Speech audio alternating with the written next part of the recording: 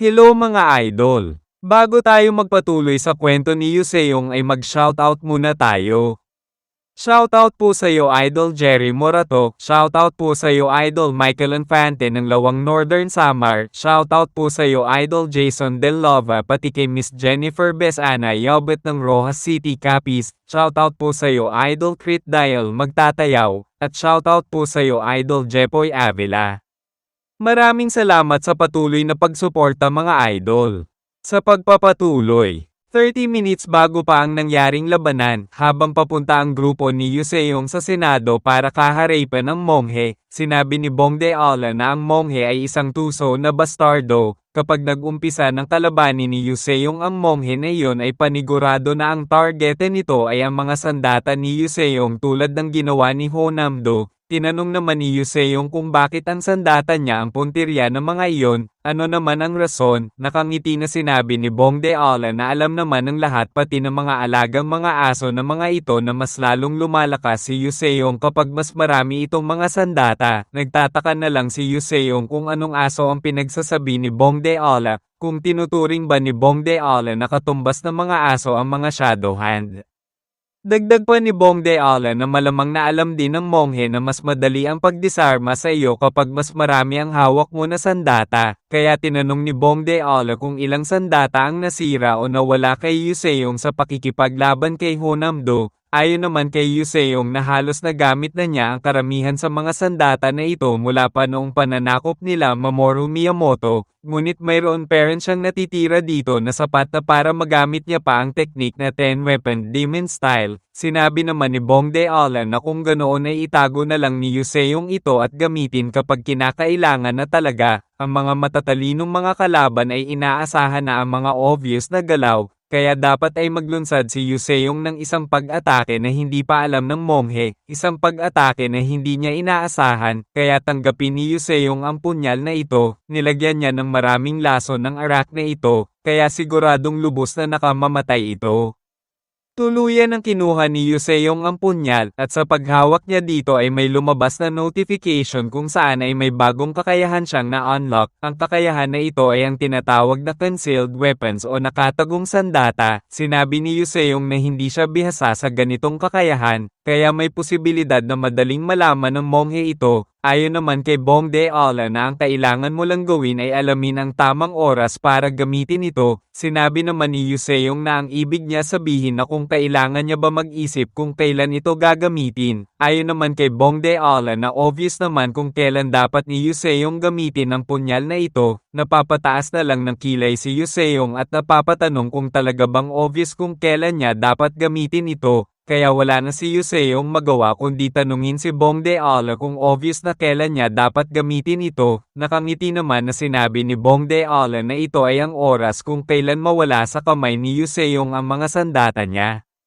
Sa kasalukuyan ay matagumpay ni Yuseong na matarak ang punyal na may lason ng arakna sa paa ng monghe, kaya sa sobrang sakit at sa hindi inaasahan na pag-atake ay napapangiwi na lang ang monghe habang pinagpapawisan ng husto, at hindi ito makapaniwala na knock-on siya ni Yuseong. Mapang-asar na sinabi ni Yuseong na sa wakas ay natanggal na niya ang mayabang na hitsura sa mukha ng monghe. Nakakatawa ang hitsura nito kapag namimilipit sa sakit, mukhang hindi pa rin sapat ang estado ng nirvana nito para ipagsawalang bahala ang sakit na ito. Nanggagalaiti na sinabi ng monghe na isang malaking bastos si Yuseong kaya makikita natin na nagdilim na ang aura nito at ang gusto na lang nito gawin ay ang patayin si Yuseong kaya naghanda na ito itutok ang daliri niya kay Yuseong. At mabilis na naglunsad ng isang pag-atake na sa sobrang bilis nito ay bahagya lang ni Yuseong naiwasan ito hanggang sa nagpatuloy ang monghe sa pag-atake at sa sobrang dami at bibilis ng pag-atake na ito ay nababahala na lang sila Yuseong, gayunpaman ay naiiwasan pa rin nila ito. Biglang napahinto ang monghe sa pag-atake ng halos matamba na at naramdaman niya ang panghihina kaya nagulat at nagtataka na lang ang monghe kung ano ang nangyayari sa kanya hanggang sa napagtanto na niya na nalason siya at sa isip-isip ng monghe na hindi niya pa naranasan ng ganitong kalakas na lason, maaari ba na ang lason na ito ay ang lason ng halimaw na arakna hanggang sa bumulwak na lang ang maraming dugo sa bibig ng monghe at patuloy itong umuubo ng dugo kaya agaran niyang pinindot ang mga mga daluyan ng kanyang ki para mapigilan ang mabilis na paglakop ng lason sa katawan niya, pati ang kanyang palad ay agaran niyang diniinin sapagkat alam niyang hindi siya tatagal sa malakas na lason na ito, hanggang sa napaubo na naman ito ng maraming mga dugo sapagkat mabilis na dumaloy ang lason sa kanyang katawan, at dahil sa lason ng Arachna ay halos matamba na ang monghe. Habang nanginginig ang katawan at lubos na nanghihina ay sinabi ng monghe na ang isipin na mahuhuli siya ni Yuseong na may baba ang kanyang depensa ay lubos na kahanga-hanga, napapasigaw na lang sa pag-aalala ang mga taga-shadow hand nang makita ang sitwasyon ng monghe. Sinabi ng isang taga-shadow hand na nasa panganib ang monghe, subalit dahil sa nawala ang mga ito sa focus sa laban ay agara na tinamaan ito ng mga pag-atake ni Elder Hyoyo, at dahil sa direkta na tinamaan ng mga ito ng ink quill ay unti-unti nang hinihigop ni Elder Hyoyo ang mga ki ng mga ito. Samantalang nagagawa naman maarang nila Bongdeala ang mga pag-atake ni Elder Hyoyo, makikita natin na sa ngayon ay tuluyan nang nakuha ni Elder Hyoyo ang inner key ng tatlong taga-shadow hand. Lahat ng pinsala na natamo ni Elder Hyoyo ay tuluyan na din gumaling, hindi na lang makapaniwala si Bongdeala sa nangyayari at nababahala na lang ito ng husto sapagkat ang bilang ng sandata ng Inkwell ay lalo pang dami. Mabilis naman sumugod si Jium Namgong na nanggaling sa likod ni Elder Hyoyo, subalit makikita natin sa hitsura ni Elder Hyoyo na halos hindi man lang ito nababahala, at naramdaman din niyang papasugod sa kanya si Jium Namgong, kaya agaran ni Elder Hyoyo hinawakan ng inkwell para gamitin na sandata panlaban para sa papasugod na si Jium Namgong. At habang nakikipagpalitan ng pag-atake ay sinabi ni Elder Hyoyo na hindi siya natutuwa sa palaging paglapit sa kanya ni Jium Namgong sapagkat hindi siya interesado sa mga lalaki, kaya tigilan na ni Jium Namgong ang palaging paglapit sa kanya ng husto sapagkat hindi siya natutuwa dito, subalit makikita natin na sa palitan ng pag-atake ng dalawa ay nagagawa ni Jium Namgong na makatama ng pag-atake sa iba't ibang bahagi ng katawan ni Elder Hyoyo. Kaya sinabi ni Elder Hyoyo na hindi na rin masama ang swordsmanship na meron si Jium Namgong hanggang sa tinaas na ni Jium Namgong ang kanyang espada at seryosong ginamit na ang teknik na Cloudless Heaven Sword 5th Technique, Cloudless Heaven Press, kung saan ay makikita natin ang malakas na pag-atake na nilunsad ni Jium Namgong at sa sobrang lakas nito ay nawasak ang malaking bahagi ng kagubatan na kinatatayuan ni Elder Hyoyo. Samantalang naghanda na rin si Bongdeala para umatake, at naglabas ito ng maraming mga laso na pinapalipad dito sa ere, at kahit na nahihirapan ay nagpatuloy pa rin si Bongdeala sa pag-atake, sabay gamit ng teknik na Venomous Life-Ending Net of the Heavens, kung saan ay maraming mga malalakas na lason ang binato ni Bongdeala papunta sa kinaroroonan ni Elder Hyoyo. Subalit nagawa pa rin ni Elder Hyoyo na maiwasan ang pag-atake na ito na labis na kinagulat nila Bongdeala sapagkat nakita nilang nakatalon ng mataas si Elder Hyoyo kahit na nasa ilalim ito ng teknik ni Jium Namgong na Cloudless Heaven Press.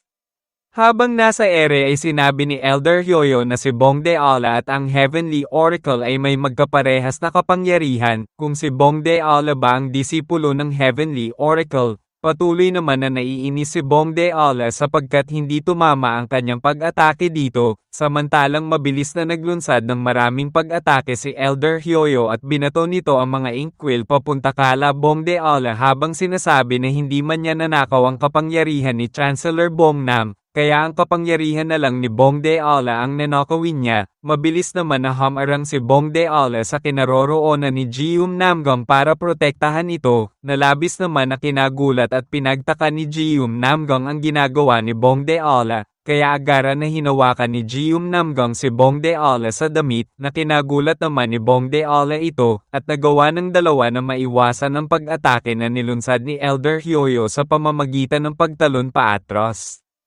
Itinapon ni Jium Namgong si Bongdeala sa gilid, na labis na kinagulat ni Bongdeala ang ginawa ni Jium Namgong sa kanya. Ayon kay Jium Namgong na ang sandata na tinapon ni Elder Hyoyo ay pwedeng ikamete ni Bongdeala din ito, kaya ingatan nito ang sarili niya at huwag gumawa ng padalos-dalos na desisyon, habang malamang na hindi ito kasing nakamamatay tulad ng kamay ni Elder Hyoyo. Maaari ka pa ring makatanggap ng nakamamatay na sugat mula sa sandata na ito, ayon naman kay Bongdeala na alam niya ang patungkol doon.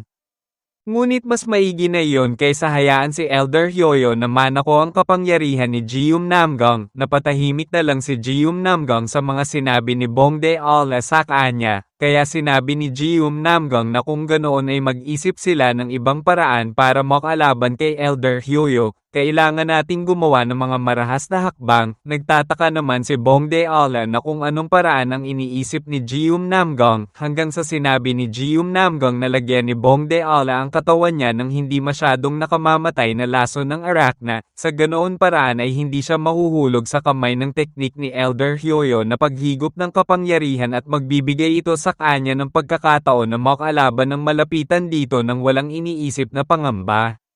Subalit nababahala na sinabi ni Bongde Ola na ang bagay na iyon ay hindi madali tulad ng iniisip nito. Ang lason na meron siya ay hindi tulad ng mga karaniwang lason lamang. Nagtataglay siya ng pinakamalakas na lason. Napalingon naman si Jeum Namgung kay Bongde Ola at sinabi nito na ang pinaka-importante ngayon ay mapigilan nila si Elder Hyoyo para sa pagpapagaling ng mga pinsala na matatamo nito. Pinagkakatiwala niya ang sarili niyang buhay kay Bongde Ola at nagtitiwala siya dito, kaya sana ay ganun din ang gawin nito sa kanya at ito ay ang magtiwala sa kanya. Makikita natin na lumipad sa ere si Elder Hyoyo habang naghahanda ng pag-atake. Sinabi ni Jeum Namgung kay Bongde Ola na ang kailangan niya lang naman gawin ay ang talunin si Elder Hyoyo bago pa maikop sa katawan niya ang lason. Natahimik na lang si Bongde Ola sa mga sinabi ni Jeum Namgung. Ngayon ay napapaisip na siya kung pagbibigyan niya ba ang hiling nito na lagyan ng lason ng katawan, hanggang sa mabilis na sumugod na si Elder Hyoyo papunta kala Bongde Ola. Kaya sinabihan na ni Jeum Namgung na ngayon na ang oras para gawin ni Bongde Ola ang hinihiling niya. Agara naman ang iniaabot si Jeum Namgung para lagyan ng lason ang katawan nito, hanggang sa nahawakan na ni Bongde Ola si Jeum Namgung sa paa at tuluyan ng nilagyan ng lason ito, at dahil sa nalagyan na ng lason ang katawan ni Jeum Namgung ay napapangiwi na lang ito at hindi inaasahan na ganito pala talaga kalakas ang lason na meron si Bongde Ola. Napansin naman ni Elder Hyoyo ang ginawa nila Bongde Ola, kaya nabahala na lang ito at nagtataka kung anong nangyayari, hanggang sa tumigil si Elder Hyoyo na sumugod para sana hawakan at kunin ang kapangyarihan ni Jeum Namgung sapagkat napagtanto niyang nilagyan ng lason ang katawan nito, habang si Jeum Namgung naman ay naghahanda na para gamitin ang teknik na Cloudless Heaven Sword. Second technique, Soaring White Fang, kung saan ay nagkahiwa-hiwa ang kanang kamay ni Elder Hyoyo dahil sa pag-atake ni Jeum Namgung.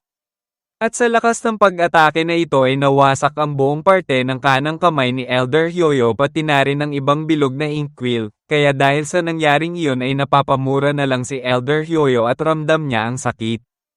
Subalit mayabang na sinabi ni Elder Hyoyo na kung gaano katagal kaya nila Bongde Ola makakayanan na makasabay sa kanya. Kahit anong gawin ng mga ito ay patuloy lang gagaling ang kanyang mga pinsala. Ayon naman kay Bongde Ola na dapat ay sarili ni Elder Hyoyo ang tanungin nito kung gaano pa ito tatagal sa laban. Masyado itong umaasa masyado sa teknik nitong Essence Drain. Gaano pa ba sa tingin ni Elder Hyoyo ang kaya nitong tanggapin na pinsala sa katawan kung magpatuloy ito sa pakikipaglaban at hahayaan lang ang mga pinsala at sugat nito sa katawan sapagkat hindi na nito magawa pang mahigop ang kapangyarihan niya at Jeum Namgung dahil sa lason sa kanilang mga katawan ay panigurado na mamamatay ito dahil sa sugat at pinsala. Mayabang naman na sinabi ni Elder Hyoyo na masyado ni Bongde Ola minamaliit ang kakayahan niyang Essence Drain. Siya ang pinaka-master pagdating sa sining na ito kaya hindi siya basta-basta mamamatay lang ng ganoon kadali. Ito rin ang rason kung bakit hanggang ngayon ay buhay pa rin ang monghe na si Monk of Empty Love at nabuhay ito ng ganito katagal hanggat meron ito ng bagay na iyon. Naglagay ito ng demonic key sa katawan nito sa edad na 4 na taon pa lang. Kahit nalaban sa isang nakamamatay na lason, dapat siyang tumagal hanggang sa makuha nito sa kanyang mga kamay sa isang antidote ang lunas sa lason. Hindi na lang makapaniwala ang monghe sa mga nalaman niya kaya napapatanong na lang ito sa isip nito kung anong demonic key ang sinasabi ni Elder Hyoyo. Paano nagkaroon ng demonic key ang kanyang katawan at hindi niya alam ang patungkol dito? Kung patago ba nilagyan ni Elder Hyoyo ng demonic key ang kayang katawan? sinabi ni Elder Hyoyo na kakaunting demonic key lang ang nilagay niya sa katawan ng monghe at dahil sa kakaunting demonic key na iyon ay kahit ang monghe ay hindi nito nalaman yon, ngunit sigurado siya na ang katawan ng monghe ay mas magiging parang tulad ng sa isang demonyo hanggang sa mas lalo itong tumatanda. Hindi na lang din makapaniwala si Yuseong sa mga narinig at natuklasan niya, napapatanong na lang ito sa isip kung anong demonyo ang tinutukoy ni Elder Hyoyo, hanggang sa may mapagtanto si Yuseong sa mga nalaman niya ngayon, kung totoo ang sinabi ni Elder Hyoyo na ang ibig sabihin lang ba nito na ang monghe ay ang ikalima sa mga prime evil incarnate, ito ay nanggaling sa ibang henerasyon, ngunit kung iisip ay paano talaga nito nagawang mabuhay ng ganito katagal, kung ang ibig sabihin lang ba ng lahat ng ito na ang lahat ng prime evil incarnates ay magpapakita sa iisang henerasyon, nagkaroon ng panandalian na katahimikan sa lugar ng laban dahil sa mga hindi kapani-paniwalang mga salitang nilabas ni Elder Hyoyo. Mapang-asar naman na tinanong ni Bongde Ala si Elder Hyoyo na kung ano sa tingin nito ang mangyayari dito kapag naubusan na ito ng tao na dapat gamitan ng essence drain.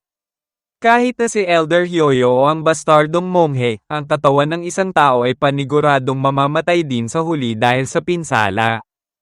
At saka hindi lang iyon, nasa estado na ito ng kakaunti na lang ang itatagal ng buhay nito dahil sa mga sugat at pinsala na meron ito, kung hindi ito makakahigop ng lakas ng ibang tao, ay paniguradong matutuyo ito at mamamatay, tulad ng lahat ng biktima nito. Ganoon ang mangyayari kay Elder Hyoyo sa huli. Napatahimik bigla si Elder Hyoyo sa mga pang-asar na sinabi ni Bongde Ala, sa isip-isip nito na isang bastardo talaga ang bata na ito at marami itong nalalaman na pwede kalabasan kapag hindi pa siya nakahigop ng lakas ng ibang tao. Kung ang bata na ito ba ay tinutokso siya ngayon, kung hinahamon ba siya ng bastardong bata na ito na kunin niya ang ki at kapangyarihan nito sa kadahilanan na alam ng bastardong ito na may lason ang katawan nito.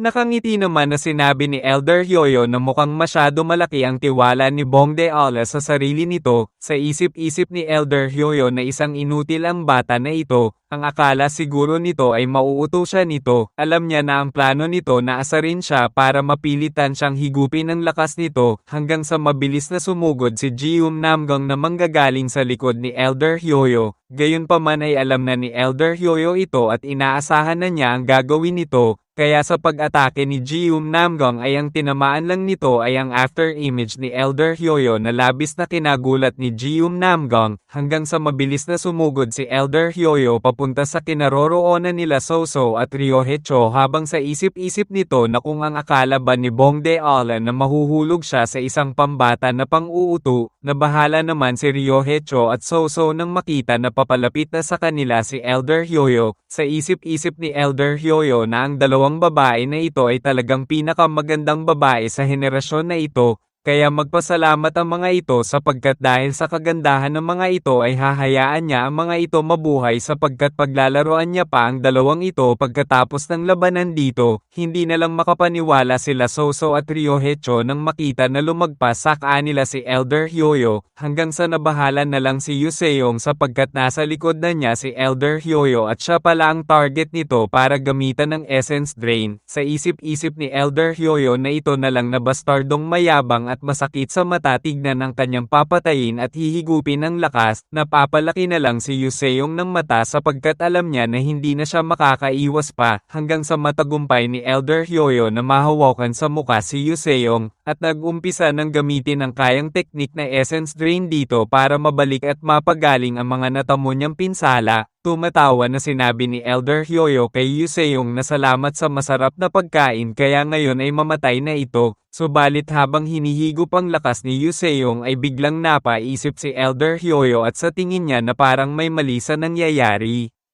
Para sa isang batang bastardo na katulad ni Bongde Ala na matalino, hindi kaya sinadya talaga nito na asarin siya. Totoo kayang nakalimutan ng bastardong batang si Bongde Ala na may isa pa siyang kasamahan na pwede niyang gamitan ng essence drain sapagkat wala naman lason ng katawan nito, Subalit makikita natin na napapangiti na lang si Yuseong habang hinihigop ang lakas niya hanggang sa ang mga kamay ni Elder Hyoyo ay nagkakaroon ng maraming mga maling pagdaloy ng ki sa kamay habang hinihigop ang lakas ni Yuseong, at sa patuloy na paggamit ni Elder Hyoyo ng Essence Drain kay Yuseong ay nagkaroon na ng bilog-bilog at pagbula ang kamay nito na hudyat na hindi maganda ang nangyayari dito. Napansin naman ito ni Elder Hyoyo kaya nabahala na lang siya kung ano ang nangyayari sa kamay niya, hanggang sa tuluyan ng sumabog ang kamay ni Elder Hyoyo at nawasak ito ng tuluyan. Nagsitalsikan din ang maraming dugo dito sa pagkakawasak ng kamay nito. Hindi na lang makapaniwala sila Jium Namgang, Ryohecho at Soso sa nasasaksihan nila. Sa isip-isip ng mga ito na kung ano ang nangyari, bakit nagkaganoon ang kamay ni Elder Hyoyo. Kahit na ang monghe ay natutulala na lang nang makita sa harap niya mismo ang kalunos-lunos na sinapit ng kamay ni Elder Hyoyo. Sa isip-isip naman ni Elder Hyoyo habang nakatingin sa wasak na bahagi ng kanyang katawan ay napapatanong na lang ito kung anong nangyari, paanong nawasak ang kanyang kamay sa paggamit ng teknik na Essence Drain.